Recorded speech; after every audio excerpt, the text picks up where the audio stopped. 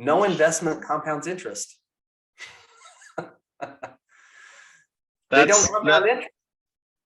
Yeah. So tell me a little bit about that. Go into that a little more, because that's Okay. I was hoping you'd bring that up actually. 'Cause I've heard you say that before, and it made me think, what does he mean by that? So that's great that you brought that up.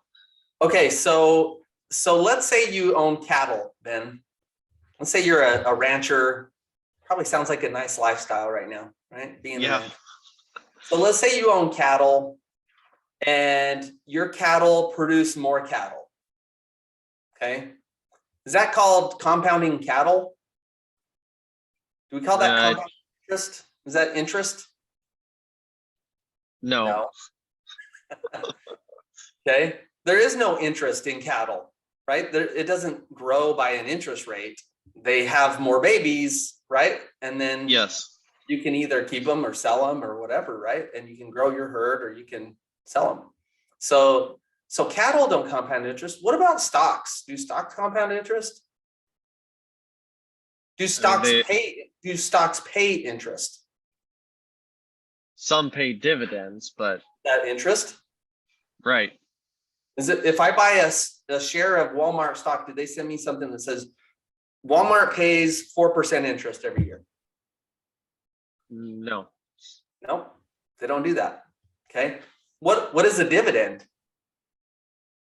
The dividend is basically like a profit sharing kind of, where if the company has a good year, they're going to pay dividends out to their stockholders.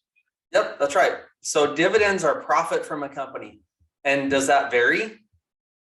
Oh, absolutely. Every year is different. Yeah. So dividends are not interest. Dividends are an interest. What is compounding interest? Okay. Well, mathematically, this is compounding interest. If you have a dollar and you put it, let's say $100. Let's go back to the $100.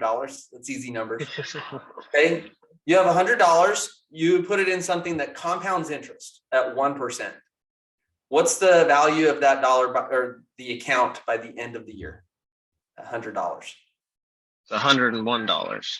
$101. Now next year, it keeps compounding. Let's assume you don't pull out the $1 of interest that you earned, right? It earns 1% again. Now what is it?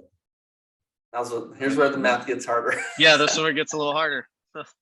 Okay, it's $102 and some cents, right? We'll just say it that way. Yeah. Okay? It's $102 now and some cents, right? Because that 1 cent earned 1% as well, right? Yeah. So it's actually 102.01 is what it is by the end of the first year. Okay. What stock does that? I don't know of any stock that does that.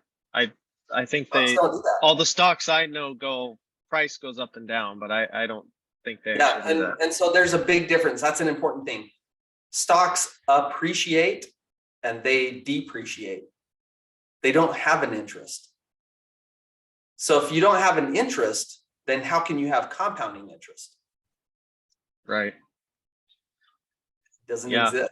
It doesn't exist. Yeah. So here's the thing. That's what's wrong. Like this whole conversation that we're talking about is really how are people making financial decisions, right? And the financial industry is purposely, I'm not going to give them the benefit of the doubt. The financial services industry is purposely using things that do not even apply to the area of stuff that they're investing or that they're selling, right? And they're trying to tell people to make decisions based on that. Average rates of return, compounding interest calculators, right? Which nobody's 401k compounds interest. Nobody's IRA, no mutual fund, no stock. Bonds actually pay an interest, right? They call it a coupon rate. Okay. But does it compound? Like if I buy a bond that pays 4%, is that going to compound over time? Doesn't. No. It's full interest.